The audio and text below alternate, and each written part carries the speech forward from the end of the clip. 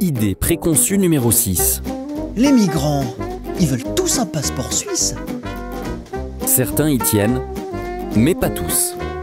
Les 6000 migrants et migrantes de l'enquête du NCCR On The Move ont été interrogés, entre autres, sur leur intention de demander la nationalité suisse. On s'aperçoit alors que 27% d'entre eux ne l'envisagent pas, 34% n'en savent rien et 39% pensent le faire un jour.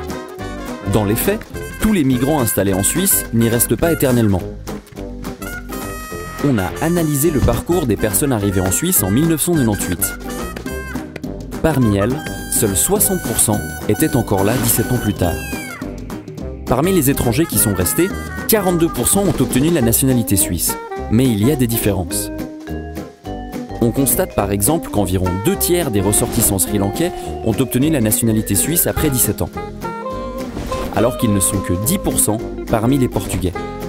Parmi les nationalités les plus représentées, environ 1/3 ont obtenu la nationalité suisse. 37% chez les Français, Bonjour. 35% chez les Allemands et 28% parmi les Italiens. Ciao.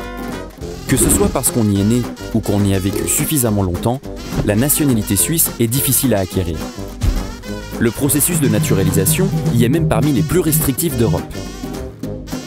Mais tous les cantons ne font pas pareil. Les exigences sont par exemple bien plus élevées en Argovie qu'à Zurich. Que ce soit en termes de durée de résidence, de connaissance de la langue locale ou encore de ressources économiques. La majorité des migrants ne cherchent pas à s'installer définitivement en Suisse ou à se naturaliser.